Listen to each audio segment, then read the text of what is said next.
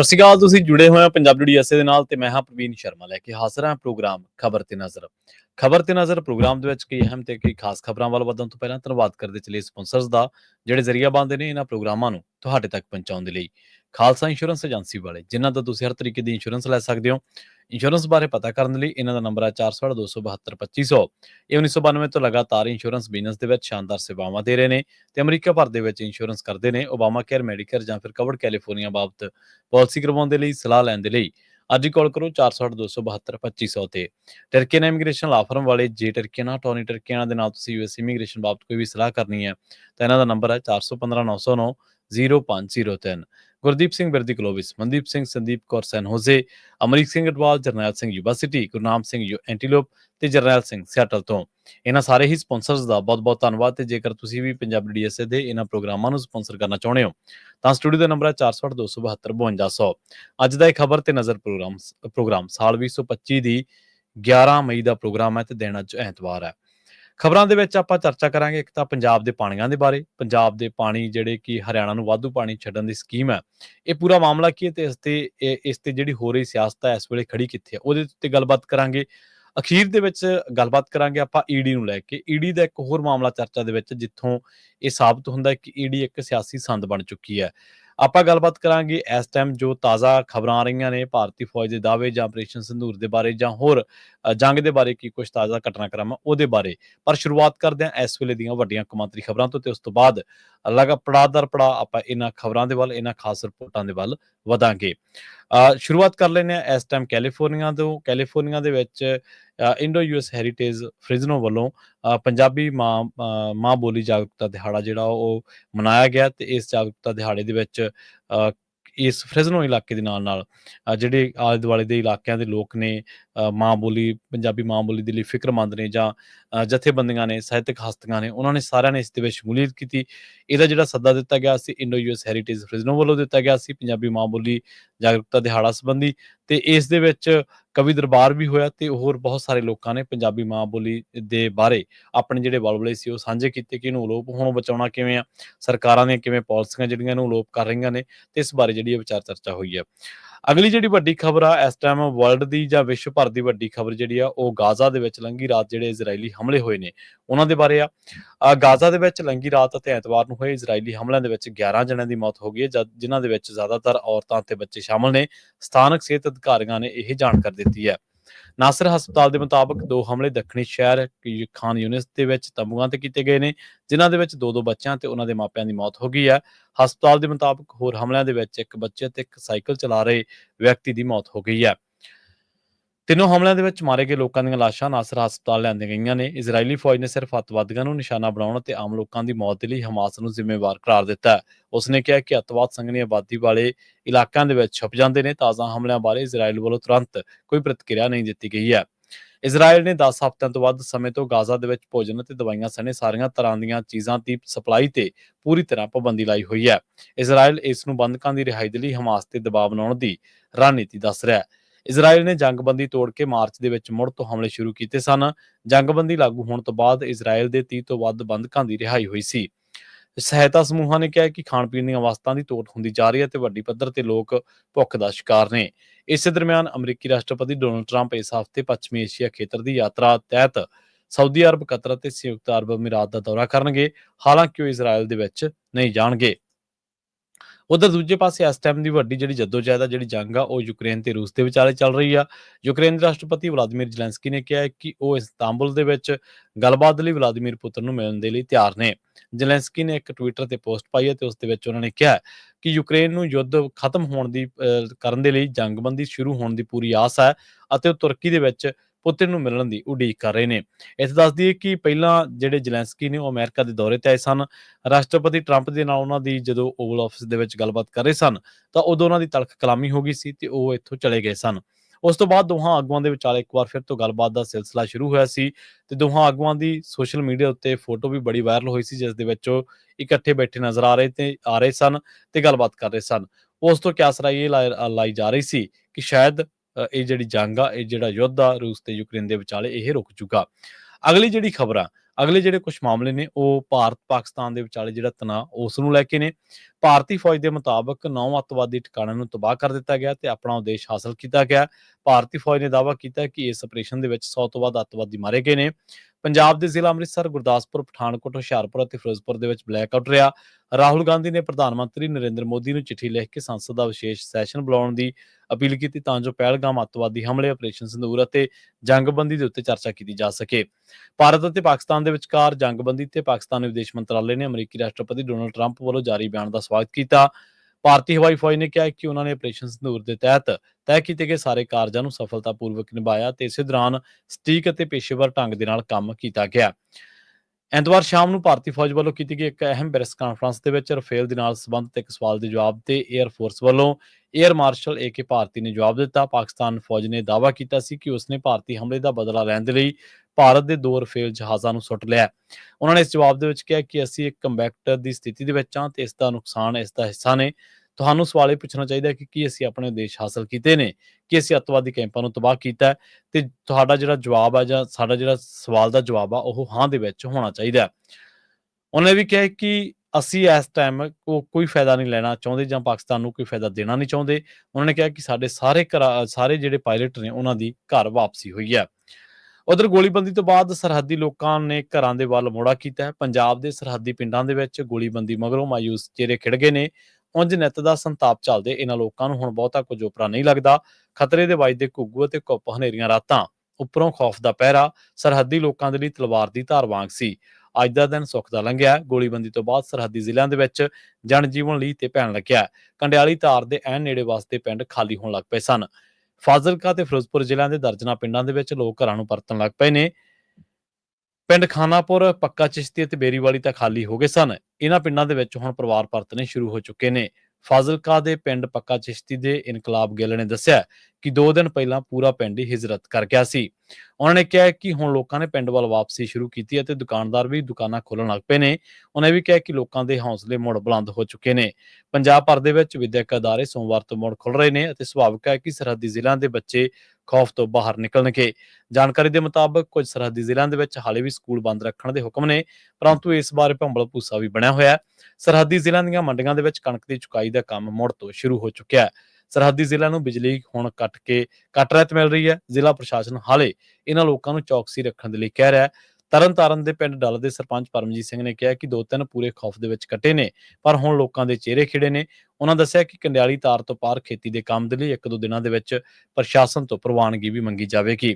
ਇਹ ਵੀ ਜਾਣਕਾਰੀ ਮਿਲੀ ਹੈ ਕਿ ਥਾਣਿਆਂ ਦੇ ਵਿੱਚ ਵੀ ਮੁੜ ਪੁਲਿਸ ਪਰਤ ਆਈ ਹੈ, ਜਿਨ੍ਹਾਂ ਦੀ ਤੈਨਾਤੀ ਸਰਹੱਦੀ ਇਲਾਕੇ ਦੇ ਵਿੱਚ ਕੀਤੀ ਗਈ ਸੀ। ਪੁਲਿਸ ਦੇ ਨਾਕਿਆਂ ਦੇ ਵਿੱਚ ਵੀ ਕਮੀ ਆ ਗਈ ਹੈ। ਗੋਲੀਬੰਦੀ ਤੋਂ ਬਾਅਦ ਪੰਜਾਬ ਦੇ ਸਰਹੱਦੀ ਇਲਾਕਿਆਂ ਦੇ ਵਿੱਚ ਸ਼ਾਂਤੀ ਹੈ, ਜਿਸ ਨੇ ਲੋਕਾਂ ਦੇ ਵਿੱਚ ਭਰੋਸਾ ਕਾਇਮ ਕੀਤਾ ਹੈ। ਸਰਹੱਦੀ ਲੋਕ ਪਹਿਲਾਂ ਹੀ ਬਹੁਤ ਸੰਤਾਪ ਹੰਢਾ ਚੁੱਕੇ ਨੇ ਅਤੇ ਬੀਤੇ ਦੇ ਵਿੱਚ ਵਿਨਾਸ਼ ਵੀ ਅੱਖੀਂ ਦੇਖ ਚੁੱਕੇ ਨੇ। ਸਰਹੱਦ ਤੇ ਪੈਂਦੇ ਪਿੰਡ ਪਲੋਪੱਤੀ ਦੇ ਬਿਕਰਮਜੀਤ ਸਿੰਘ ਨੇ ਕਿਹਾ ਕਿ ਪ੍ਰਸ਼ਾਸਨ ਨੇ ਲੋਕਾਂ ਨੂੰ ਇਹਤਿਆਤ ਵਰਤਣ ਦੇ ਲਈ ਆਖਿਆ, ਪਰ ਹੁਣ ਹਾਲਾਤ ਸੁਧਰ ਰਹੇ ਨੇ। ਸਮੁੱਚੇ ਪੰਜਾਬ ਦੀ ਗੱਲ ਕਰੀਏ ਤਾਂ ਬਾਜ਼ਾਰਾਂ ਦੇ ਵਿੱਚ ਵੀ ਰੌਣਕ ਪਰਤੀ ਹੈ ਤੇ ਪਿੰਡਾਂ ਦੀਆਂ ਸੱਥਾਂ ਦੇ ਵਿੱਚ ਵੀ ਚਹਿਲ ਪਹਿਲ ਵਧੀ ਹੈ। ਜੇਕਰ ਕੋਈ ਅੱਜ ਹਿਲਜੁਲ ਨਾ ਹੋਈ ਤਾਂ ਸੋਮਵਾਰ ਤੋਂ ਜਨਜੀਵਨ ਪੂਰੀ ਤਰ੍ਹਾਂ ਲਈ ਤੇ ਪੈਣ ਦੇ ਆਸਾਰ ਨੇ। ਲੋਕ ਹਿਤੈਸ਼ੀ ਮੰਚ ਬਠਿੰਡਾ ਦੇ ਆਗੂ ਇੰਜੀਨੀਅਰ ਕਰਨੈਲ ਸਿੰਘ ਮਾਨ ਨੇ ਕਿਹਾ ਕਿ ਬਠਿੰਡਾ ਕਾਫੀ ਸੰਵੇਦਨਸ਼ੀਲ ਰਿਹਾ ਅਤੇ ਲੋਕਾਂ ਨੇ ਪਿਛਲੇ ਕੁਝ ਦਿਨ ਸਹਿਮ ਦੇ ਵਿੱਚ ਕੱਢੇ ਨੇ, ਪਰ ਹੁਣ ਲੋਕ ਘਰਾਂ ਤੋਂ ਬਾਹਰ ਨਿਕਲਣੇ ਸ਼ੁਰੂ ਹੋ ਚੁੱਕੇ ਨੇ। ਉਧਰ ਦੂਜੇ ਪਾਸੇ ਰਣਜੀਤ ਸਾਗਰ ਡੈਮ ਵਾਲੇ ਪਾਸੇ ਸ਼ਾਹਪੁਰ ਕੰਡੀ ਇਲਾਕੇ ਦੇ ਵਿੱਚ ਸਵੇਰੇ 2 ਧਮਾਕੇ ਸੁਣੇ ਗਏ ਨੇ। ਸਥਾਨਕ ਅਧਿਕਾਰੀਆਂ ਦੇ ਮੁਤਾਬਕ, ਸਥਾਨਕ ਲੋਕਾਂ ਦੇ ਮੁਤਾਬਕ ਇਹ ਧਮਾਕੇ ਪਹਿਲਾਂ ਹੋਏ ਧਮਾਕਿਆਂ ਵਰਗੇ ਹੀ ਸਨ। ਇਸ ਤੋਂ ਪਹਿਲਾਂ ਲੰਘੀ ਰਾਤ ਨੂੰ ਕਰੀਬ 9 ਵਜੇ ਮਾਧੋਪੁਰ ਅਤੇ ਮਮੂਨ ਮਿਲਟਰੀ ਸਟੇਸ਼ਨ ਦੇ ਵੱਲ ਵੀ ਧਮਾਕਿਆਂ ਦੀਆਂ ਆਵਾਜ਼ਾਂ ਸੁਣੀਆਂ ਗਈਆਂ। ਦੋਵਾਂ ਸਥਾਨਾਂ ਤੇ 4 ਡਰੋਨ ਵੀ ਦੇਖੇ ਗਏ। ਇਸ ਤੋਂ ਬਾਅਦ ਫੌਜ ਨੇ ਵੀ ਜਵਾਬੀ ਕਾਰਵਾਈ ਦੇ ਵਿੱਚ ਡਰੋਨ ਤੇ ਗੋਲੀਬਾਰੀ ਕੀਤੀ। ਪਾਕਿਸਤਾਨ ਵੱਲੋਂ ਭੇਜੇ ਗਏ ਡਰੋਨ ਕਿੱਥੇ ਡਿੱਗੇ, ਇਹ ਪਤਾ ਲਗਾਉਣ ਦੇ ਲਈ ਪੁਲਿਸ ਵੱਲੋਂ ਸ਼ਾਹਪੁਰ ਕੰਡੀ ਲਾਗੇ ਰਾਵੀ ਦਰਿਆ ਦੇ ਕਿਨਾਰੇ ਜੰਗਲਾਂ ਦੇ ਵਿੱਚ ਤਲਾਸ਼ੀ ਮੁਹਿੰਮ ਚਲਾਈ ਜਾ ਰਹੀ ਹੈ।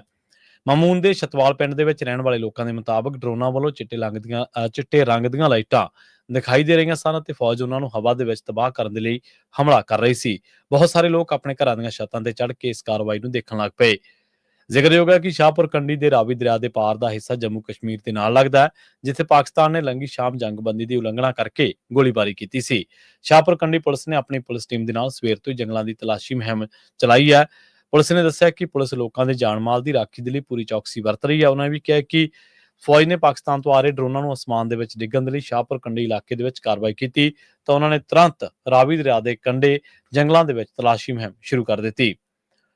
ਉਧਰ ਦੂਜੇ ਪਾਸੇ ਜ਼ੀਰਕਪੁਰ ਤੋਂ ਖਬਰ ਇਹ ਆ ਰਹੀ ਹੈ ਕਿ ਭਾਰਤ ਅਤੇ ਪਾਕਿਸਤਾਨ ਦੇ ਵਿਚਾਲੇ ਚੱਲ ਰਹੇ ਤਣਾਅ ਦੇ ਦੌਰਾਨ ਐਤਵਾਰ ਨੂੰ 에ਅਰਫੋਰਸ ਸਟੇਸ਼ਨ ਚੰਡੀਗੜ੍ਹ ਦੇ ਅਧਿਕਾਰੀਆਂ ਨੇ ਜ਼ੀਰਕਪੁਰ ਦੇ ਵਿੱਚੋਂ ਸ਼ੱਕੀ ਵਿਅਕਤੀ ਨੂੰ ਹਵਾਈ ਸੈਨਾ ਦੇ ਪਾਇਲਟ ਦੀ ਵਰਦੀ ਦੇ ਵਿੱਚ ਗ੍ਰਿਫਤਾਰ ਕੀਤਾ ਹੈ। ਮੁਲਜ਼ਮ ਦੀ ਪਛਾਣ ਸੁਖਪ੍ਰੀਤ ਸਿੰਘ ਵਾਸੀ ਆਸ਼ੀਆਨਾ ਕੰਪਲੈਕਸ ਦੇ ਤੌਰ ਤੇ ਹੋਈ ਹੈ। ਪੁਲਿਸ ਨੇ ਦੱਸਿਆ ਕਿ 에ਅਰਫੋਰਸ ਦੇ ਅਧਿਕਾਰੀਆਂ ਨੂੰ ਸੂਚਨਾ ਮਿਲੀ ਸੀ ਕਿ ਜ਼ੀਰਕਪੁਰ ਇਲਾਕੇ ਦੇ ਵਿੱਚ ਇੱਕ ਵਿਅਕਤੀ 에ਅਰਫੋਰਸ ਦੇ ਪਾਇਲਟ ਦੀ ਵਰਦੀ ਦੇ ਵਿੱਚ ਘੁੰਮ ਰਿਹਾ ਹੈ। 에ਅਰਫੋਰਸ ਦੇ ਅਧਿਕਾਰੀਆਂ ਨੇ ਮੌਕੇ ਤੇ ਪਹੁੰਚ ਕੇ ਮੁਲਜ਼ਮ ਨੂੰ ਗ੍ਰਿਫਤਾਰ ਕਰਕੇ ਜ਼ੀਰਕਪੁਰ ਪੁਲਿਸ ਦੇ ਹਵਾਲੇ ਕਰ ਦਿੱਤਾ। ਪੁਲਿਸ ਨੇ ਦੱਸਿਆ ਕਿ ਮੁਲਜ਼ਮ ਨਸ਼ਾ ਕਰਨ ਦਾ ਆਦੀ ਹੈ, ਜਿਸ ਦੇ ਖਿਲਾਫ ਪਹਿਲਾਂ ਵੀ ਚੋਰੀ ਅਤੇ ਲੁੱਟ-ਖੋਹ ਦੇ ਕਈ ਕੇਸ ਦਰਜ ਨੇ।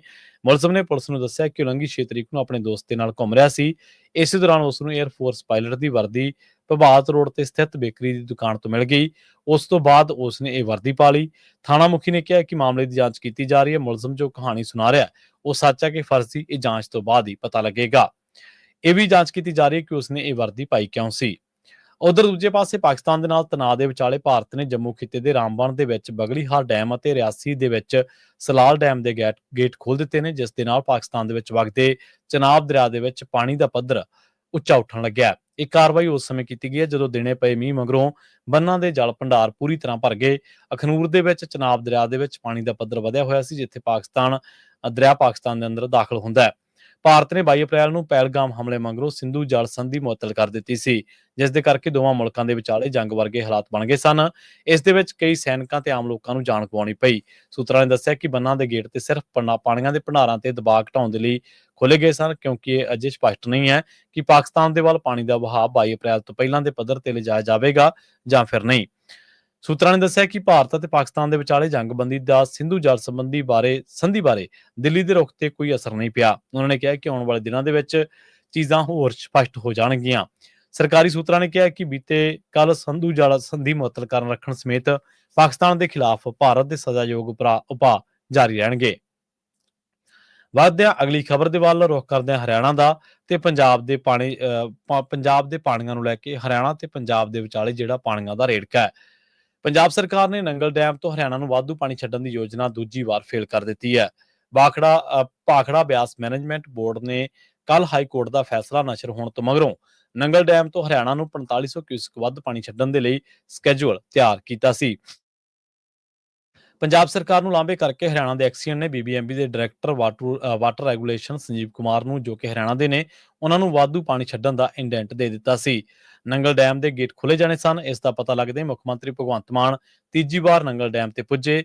ਕੈਬਨਿਟ ਮੰਤਰੀ ਹਰਜੋਤ ਸਿੰਘ ਬੈਂਸ ਦੀ ਅਗਵਾਈ ਦੇ ਵਿੱਚ ਲੋਕਾਂ ਨੇ ਨੰਗਲ ਡੈਮ ਤੇ ਧਰਨਾ ਮਾਰ ਦਿੱਤਾ। ਬੀਬੀਐਮਬੀ ਤਰਫੋਂ ਨੰਗਲ ਡੈਮ ਦੇ ਗੇਟ ਖੋਲਣ ਦੀ ਜ਼ਿੰਮੇਵਾਰੀ ਹਿਮਾਚਲ ਪ੍ਰਦੇਸ਼ ਦੇ ਐਕਸੀਅਨ ਕੋਲ ਸੀ। ਲੋਕਾਂ ਦੀ ਭੀੜ ਨੂੰ ਦੇਖਦਿਆਂ ਗੇਟ ਖੋਲਣ ਵਾਲਾ ਸਟਾਫ ਪਿਛਾਂਹ ਹਟ ਗਿਆ। ਬੀਬੀਐਮਬੀ ਦੇ ਅਧਿਕਾਰੀਆਂ ਤੇ ਦਬਾਅ ਵੀ ਪਾਇਆ ਗਿਆ ਕਿ ਉਹਨਾਂ ਦੇ ਲੋਕਾਂ ਦੇ ਨਾਮ ਦੱਸੇ ਜਾਣ ਜੋ ਡੈਮ ਦੇ ਗੇਟ ਖੋਲਣ ਦੇ ਵਿੱਚ ਅੜਿੱਕਾ ਬਣ ਗਏ ਸਨ, ਤਾਂ ਜੋ ਸੰਬੰਧਿਤ ਸਟਾਫ ਨੇ ਲੋਕਾਂ ਦੀ ਭੀੜ ਦਾ ਹਵਾਲਾ ਦੇ ਦਿੱਤਾ। ਉਧਰ ਨੰਗਲ ਡੈਮ ਤੋਂ ਵਾਧੂ ਪਾਣੀ ਛੱਡਣ ਦੇ ਲਈ ਤਕਨੀਕੀ ਪ੍ਰਕਿਰਿਆ ਮੁਕੰਮਲ ਕਰ ਲਈ ਸੀ, ਪਰ ਸਾਰੀ ਤਿਆਰੀ ਦੇ ਬਾਵਜੂਦ ਡੈਮ ਦੇ ਗੇਟ ਖੋਲ੍ਹ ਨਹੀਂ ਸਕੇ। ਦੱਸਣਯੋਗ ਹੈ ਕਿ ਪੰਜਾਬ ਤੇ ਹਰਿਆਣਾ ਹਾਈ ਕੋਰਟ ਨੇ 6 ਮਈ ਨੂੰ ਫੈਸਲਾ ਦਿੱਤਾ ਸੀ ਕਿ ਕੇਂਦਰੀ ਗ੍ਰਹਿ ਸਕੱਤਰ ਦੀ ਅਗਵਾਈ ਹੇਠਲੀ ਮੀਟਿੰਗ ਦੇ ਵਿੱਚ ਹੋਏ ਫੈਸਲੇ ਨੂੰ ਲਾਗੂ ਕਰ ਦਿੱਤਾ ਜਾਵੇ। ਮੀਟਿੰਗ ਦੇ ਵਿੱਚ ਹਰਿਆਣਾ ਨੂੰ 4500 ਕਿਊਸਕ ਵਾਧੂ ਪਾਣੀ ਦੇਣ ਦੀ ਗੱਲ ਕਹੀ ਗਈ ਸੀ। ਹਾਈ ਕੋਰਟ ਨੇ ਪਹਿਲਾਂ ਹੀ ਅਦਾਲਤੀ ਮਾਣਹਾਨੀ ਦੇ ਮਾਮਲੇ ਦੇ ਵਿੱਚ ਮੁੱਖ ਸਕੱਤਰ ਅਤੇ ਡੀਜੀਪੀ ਨੂੰ ਨੋਟਿਸ ਦੇ ਕੇ ਨੰਗਲ ਡੈਮ ਦੇ ਗੇਟ ਖੋਲਣ ਦੇ ਵਿੱਚ ਅੜਿੱਕਾ ਬਣਨ ਵਾਲੇ ਅਧਿਕਾਰੀਆਂ ਦੇ ਨਾਮ ਦੱਸਣ ਦੇ ਲਈ ਆਖਿਆ ਸੀ। ਨੰਗਲ ਡੈਮ ਤੇ ਧਰਨੇ ਵਾਲੀ ਥਾਂ ਤੋਂ ਪੁਲਿਸ ਵੀ ਥੋੜੀ ਦੂਰ ਹੀ ਰਹੀ। ਅਧਿਕਾਰੀ ਡਰੇ ਹੋਏ ਨੇ ਕਿ ਕਿਤੇ ਉਹ ਅਦਾਲਤੀ ਮਾਣਹਾਨੀ ਦੇ ਮਾਮਲੇ ਦੇ ਵਿੱਚ ਸ਼ਿਕਾਰ ਨਾ ਹੋ ਜਾਣ। ਇਸੇ ਦੌਰਾਨ ਮੁੱਖ ਮੰਤਰੀ ਭਗਵੰਤ ਮਾਨ ਦੇ ਨੰਗਲ ਡੈਮ ਤੋਂ ਵਾਧੂ ਪਾਣੀ ਛੱਡਣ ਦੀ ਮੁੜ ਕੋਸ਼ਿਸ਼ ਦੇ ਮੱਦੇਨਜ਼ਰ ਇਹ ਕਿਹਾ ਗਿਆ ਹੈ ਕਿ ਉਹ ਪੰਜਾਬ ਦੇ ਪਾਣੀਆਂ ਤੇ ਡਾਕਾ ਹਰਗਿਜ਼ ਨਹੀਂ ਪੈਣ ਦੇਣਗੇ। ਉਹਨਾਂ ਕਿਹਾ ਕਿ ਉਹ ਕੇਂਦਰ ਦੀ ਸਾਜ਼ਿਸ਼ ਦੇ ਖਿਲਾਫ ਡਟ ਕੇ ਖੜਨਗੇ। ਉਧਰ ਦੂਜੇ ਪਾਸੇ ਭਗਵੰਤ ਮਾਨ ਨੇ ਇਹ ਵੀ ਗੱਲ ਕਹੀ ਹੈ ਕਿ ਕਿਸਾਨ ਯੂਨੀਅਨਾਂ ਤੇ ਉਹ ਵਰੇ ਨੇ। ਉਹਨਾਂ ਨੇ ਕਿਹਾ ਕਿ ਹੁਣ ਜਦੋਂ ਪੰਜਾਬ ਦੇ ਪਾਣੀ ਖੋਏ ਜਾ ਰਹੇ ਨੇ ਤਾਂ ਕਿਸਾਨ ਯੂਨੀਅਨਾਂ ਕਿੱਥੇ ਨੇ। ਮੁੱਖ ਮੰਤਰੀ ਨੇ ਕਿਸਾਨ ਆਗੂਆਂ ਦੀ ਚੁੱਪ ਤੇ ਵੀ ਸਵਾਲ ਖੜੇ ਕੀਤੇ ਨੇ। ਕਿਸਾਨ ਆਗੂਆਂ ਨੇ ਤਾਂ ਹਰਿਆਣਾ ਵੱਲੋਂ ਪਾਣੀ ਖੋਏ ਜਾਣ ਦੀ ਕੋਸ਼ਿਸ਼ ਤੇ ਕੋਈ ਟਿੱਪਣੀ ਤੱਕ ਨਹੀਂ ਕੀਤੀ। ਰਾਤ ਨੂੰ ਪਾਣੀ ਛੱਡਣ ਦੀ ਗੁਪਤ ਜਿਹੜੀ ਸਕੀਮ ਸੀ ਉਹਦੇ ਤਹਿਤ ਹੁਣ ਨਵੀਂ ਰਣਨੀਤੀ ਤਿਆਰ ਕੀਤੇ ਜਾਣ ਬਾਰੇ ਪਤਾ ਲੱਗਿਆ। ਉਧਰ ਦੂਜੇ ਪਾਸੇ ਪਤਾ ਲੱਗਿਆ ਕਿ ਭਾਖੜਾ ਬਿਆਸ ਮੈਨੇਜਮੈਂਟ ਬੋਰਡ ਹਰਿਆਣਾ ਨੂੰ 4500 ਕਿਊਸਕ ਵਾਧੂ ਪਾਣੀ ਛੱਡਣ ਦੇ ਲਈ ਤਰਲੋ ਮੱਛੀ ਹੋ ਰਿਹਾ, ਹਾਲਾਂਕਿ ਉਸ ਨੂੰ 4000 ਕਿਊਸਕ ਵਾਧੂ ਪਾਣੀ ਦਿੱਤਾ ਜਾ ਰਿਹਾ। ਐਤਵਾਰ ਨੂੰ ਉਸ ਤੋਂ ਬਾਅਦ ਭਗਵੰਤ ਮਾਨ ਨੇ ਵੀ ਇੱਕ ਵਾਰ ਡੇਰਾ ਲਾ ਲਿਆ ਸੀਗਾ। ਹੁਣ ਜੇਕਰ ਪੰਜਾਬ ਦੇ ਮੁੱਖ ਮੰਤਰੀ ਤੇ ਉਹਨਾਂ ਦੇ ਸਹਿਯੋਗੀ ਮੰਤਰੀ ਬੀਬੀਐਮਬੀ ਵਰਗੇ ਅਦਾਰੇ ਨੂੰ ਆਪਣੇ ਸੂਬੇ ਦੇ ਨਾਲ ਅਜਿਹਾ ਧੱਕਾ ਕਰਨ ਤੋਂ ਰੋਕਣ ਦੇ ਵਿੱਚ ਸਫਲ ਹੁੰਦੇ ਨੇ ਤਾਂ ਜਿੱਥੇ ਸਿਆਸੀ ਤੌਰ ਤੇ ਗਲਤ ਸੰਦੇਸ਼ ਜਾਵੇਗਾ, ਉੱਥੇ ਪੰਜਾਬ ਨੂੰ ਦਰਿਆਈ ਪਾਣੀਆਂ ਦੀ ਰਾਖੀ ਦੇ ਲਈ ਆਪਣੀ ਲੜਾਈ ਤੇ ਨਜ਼ਰਸਾਨੀ ਕਰਨ ਦਾ ਵੀ ਮੌਕਾ ਹੋਵੇਗਾ। ਪੰਜਾਬ ਦੇ ਪਾਣੀਆਂ ਦੇ ਮੁੱਦੇ ਤੇ ਪੰਜਾਬ ਦੀ ਪੈਰਵਾਈ ਨੂੰ ਲੈ ਕੇ ਮੁੱਢ ਤੋਂ ਹੀ ਇਸ ਦੇ ਬਿਰਤਾਂਤ ਤੇ ਸਵਾਲ ਉੱਠਦੇ ਰਹੇ ਨੇ ਕਿ ਇੱਕ ਬੂੰਦ ਪਾਣੀ ਨਹੀਂ ਦਿੱਤਾ ਜਾਣ ਜਾਵੇਗਾ। ਪੰਜਾਬ ਕੋਲ ਕਿਸੇ ਨੂੰ ਦੇਣ ਲਈ ਵਾਧੂ ਪਾਣੀ ਨਹੀਂ ਹੈ। ਇਸ ਕਰਕੇ ਹਰਿਆਣਾ, ਰਾਜਸਥਾਨ, ਹਿਮਾਚਲ ਪ੍ਰਦੇਸ਼ ਅਤੇ ਦਿੱਲੀ ਜਿਹੇ ਰਾਜ ਪੰਜਾਬ ਦੇ ਖਿਲਾਫ ਇਕਜੁੱਟ ਹੋ ਗਏ ਨੇ ਤੇ ਹੁਣ ਸਥਿਤੀ ਇਹ ਬਣ ਗਈ ਹੈ ਕਿ ਪੰਜਾਬ ਕੋਲੋਂ ਦਰਿਆਈ ਪਾਣੀਆਂ ਦਾ ਬਹੁਤਾ ਹਿੱਸਾ ਇਹਨਾਂ ਰਾਜਾਂ ਵੱਲੋਂ ਡਾਂਗ ਦੇ ਜ਼ੋਰ ਤੇ ਲਿਆ ਜਾ ਰਿਹਾ ਹੈ। ਇਸ ਮਾਮਲੇ ਦੇ ਵਿੱਚ ਕੇਂਦਰ ਨੇ ਪੰਜਾਬ ਦੇ ਕੇਸ ਦੇ ਵੱਲ ਕਦੇ ਵੀ ਤਵੱਜੋ ਨਹੀਂ ਦਿੱਤੀ। ਦੱਸਿਆ ਜਾ ਰਿਹਾ ਹੈ ਕਿ ਸਗੋਂ ਇਸ ਨੇ ਦੂਜੇ ਰਾਜਾਂ ਦੀ ਡਟ ਕੇ ਪਿੱਠ ਥਾਪੜੀ ਹੈ। ਪਿਛਲੇ ਦਿਨੀ ਇਸ ਮਾਮਲੇ ਤੇ ਸੱਦੇ ਵਿਧਾਨ ਸਭਾ ਦੇ ਵਿਸ਼ੇਸ਼ ਸੈਸ਼ਨ ਦੇ ਵਿੱਚ ਪੰਜਾਬ ਸਰਕਾਰ ਦੀ ਪੇਸ਼ਕਦਮੀ ਦੇ ਨਾਲ ਸਰਬਸੰਮਤੀ ਦੇ ਨਾਲ ਮਤਾ ਪਾਸ ਕੀਤਾ ਗਿਆ ਸੀ। ਹੁਣ ਦੱਸਿਆ ਜਾ ਰਿਹਾ ਹੈ ਕਿ ਹੁਣ ਮੁੱਖ ਮੰਤਰੀ ਨੇ ਪਾਣੀਆਂ ਦੇ ਲਈ ਸਰਗਰਮ ਸਿਵਲ ਸੁਸਾਇਟੀਆਂ ਦੀਆਂ ਜਥੇਬੰਦੀਆਂ ਨੂੰ ਨਿਹੋਰਾ ਮਾਰਿਆ, ਪਰ ਉਹਨਾਂ ਇਸ ਮੁੱਦੇ ਨੂੰ ਕਦੇ ਵੀ ਜਨਤਕ ਖੇਤਰ ਦੇ ਵਿੱਚ ਲਿਜਾ ਕੇ ਪੈਰਵਾਈ ਕਰਨ ਦੀ ਪਹਿਲ ਨਹੀਂ ਕੀਤੀ। ਪਾਣੀਆਂ ਦੇ ਮੁੱਦੇ ਨੂੰ ਆਪਣੇ ਵਕਾਰ ਦਾ ਸਵਾਲ ਬਣਾਉਣ ਦੀ ਬਜਾਏ ਇਸ ਤੇ ਬਹੁਪਰਤੀ ਰਣਨੀਤੀ ਤਿਆਰ ਕਰਨ ਦੀ ਸਖਤ ਲੋੜ ਹੈ। 1981 ਦੇ ਵਿੱਚ ਦਰਿਆਈ ਪਾਣੀਆਂ ਦੀ ਵੰਡ ਵੇਲੇ ਜੋ ਅਨੁਮਾਨ ਲਗਾਇਆ ਗਿਆ ਸੀ, ਉਸ ਦੇ ਵਿੱਚ ਹੁਣ ਯਕੀਨਨ ਬਦਲਾਅ ਆ ਚੁੱਕਿਆ ਹੈ ਅਤੇ ਇਸ ਦਾ ਨਵੇਂ ਸਿਰੇ ਤੋਂ ਜਾਇਜ਼ਾ ਲਏ ਜਾਣ ਦੀ ਮੰਗ ਨੂੰ ਪੁਰਜ਼ੋਰ ਤਰੀਕੇ ਦੇ ਨਾਲ ਉਭਾਰਨਾ ਚਾਹੀਦਾ ਹੈ। ਇਸ ਤੋਂ ਇਲਾਵਾ ਪੰਜਾਬ ਵੱਲੋਂ ਆਪਣੇ ਹਿੱਸੇ ਦਾ ਪਾਣੀ ਵਰਤੋਂ ਦੇ ਵਿੱਚ ਲਿਆਉਣ ਦੇ ਜੋ ਦਾਅਵੇ ਕੀਤੇ ਜਾ ਰਹੇ ਨੇ, ਉਹ ਵੀ ਪੂਰੇ ਭਰੋਸੇਯੋਗ ਨਹੀਂ ਜਾਪਦੇ। ਨਹੀਂ ਤਾਂ ਐਸੀ ਕਿਹੜੀ ਚੀਜ਼ ਹੈ ਜਿਸ ਨੂੰ ਇਸ ਨੂੰ ਆਪਣੇ ਹਿੱਸੇ ਦਾ ਪਾਣੀ ਵਰਤਣ ਤੋਂ ਰੋਕ ਸਕਦੀ ਹੈ।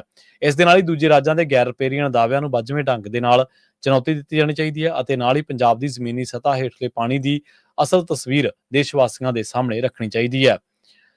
ਅਗਲੀ ਗੱਲ ਕਰਦੇ ਹਾਂ ਈਡੀ ਦੀ। ਸਰਕਾਰ ਦੇ ਸੰਦ ਵਜੋਂ ਕੰਮ ਕਰ ਰਹੀ ਈਡੀ ਅਦਾਲਤਾਂ ਤੋਂ ਕਈ ਵਾਰ ਝਾੜ ਝੰਬ ਕਰਾਉਣ ਦੇ ਬਾਵਜੂਦ ਬਾਜ਼ ਨਹੀਂ ਆ ਰਹੀ। ਹਾਲ ਹੀ ਦੇ ਵਿੱਚ ਸੁਪਰੀਮ ਕੋਰਟ ਨੇ ਫਿਰ ਉਸ ਦੀ ਜਾਂਚ ਪ੍ਰਕਿਰਿਆ ਤੇ ਗੰਭੀਰ ਸਵਾਲ ਖੜੇ ਕੀਤੇ ਨੇ। ਕੋਰਟ ਨੇ ਇੱਥੇ ਕਹਿ ਦਿੱਤਾ ਕਿ ਈਡੀ ਬਿਨਾਂ ਠੋਸ ਸਬੂਤਾਂ ਦੇ ਲੋਕਾਂ ਤੇ ਦੋਸ਼ ਚਲਾਉਣ ਦੀ ਆਦਤ ਨੂੰ ਤੁਰੰਤ ਬੰਦ ਕਰੇ ਤੇ ਇਸ ਤੇ ਕਾਬੂ ਕਰੇ। ਆਪੋਜੀਸ਼ਨ ਪਾਰਟੀਆਂ ਕਾਫੀ ਚਿਰ ਤੋਂ ਕਹਿ ਰਹੀਆਂ ਨੇ ਕਿ ਮੋਦੀ ਸਰਕਾਰ ਈਡੀ ਵਰਗੀਆਂ ਏਜੰਸੀਆਂ, ਕੇਂਦਰੀ ਏਜੰਸੀਆਂ ਨੂੰ ਸਿਆਸੀ ਵਿਰੋਧੀਆਂ ਨੂੰ ਚੁੱਪ ਕਰਾਉਣ ਦੇ ਲਈ ਵਰਤ ਰਹੀ ਹੈ। ਸੁਪਰੀਮ ਕੋਰਟ ਨੇ ਮਨੀ ਲਾਂਡਰਿੰਗ ਮਾਮਲਿਆਂ ਦੇ ਵਿੱਚ ਈਡੀ ਦੀ ਜਾਂਚ ਨੂੰ ਗੈਰ ਪਾਰਦਰਸ਼ੀ ਕਰਾਰ ਦੇ ਦਿੱਤਾ ਹੈ। ਕੋਰਟ ਨੇ ਸਾਫ਼ ਕਿਹਾ ਕਿ ਬਿਨਾਂ ਸਬੂਤਾਂ ਦੇ ਦੋਸ਼ ਲਾਉਣਾ ਨਾ ਸਿਰਫ ਗੈਰ ਕਾਨੂੰਨੀ ਹੈ, ਸਗੋਂ ਇਹ ਕਾਨੂੰਨ ਦੇ ਸ਼ਾਸਨ ਦੇ ਖਿਲਾਫ ਵੀ ਹੈ। ਕੋਰਟ ਨੇ ਈਡੀ ਨੂੰ ਆਪਣੀ ਜਾਂਚ ਨੂੰ ਪਾਰਦਰਸ਼ੀ ਬਣਾਉਣ ਦੇ ਅਤੇ ਮਨੁੱਖੀ ਹੱਕਾਂ ਦੀ ਪਾਲਣਾ ਕਰਨ ਦੀ ਹਦਾਇਤ ਵੀ ਦਿੱਤੀ ਹੈ।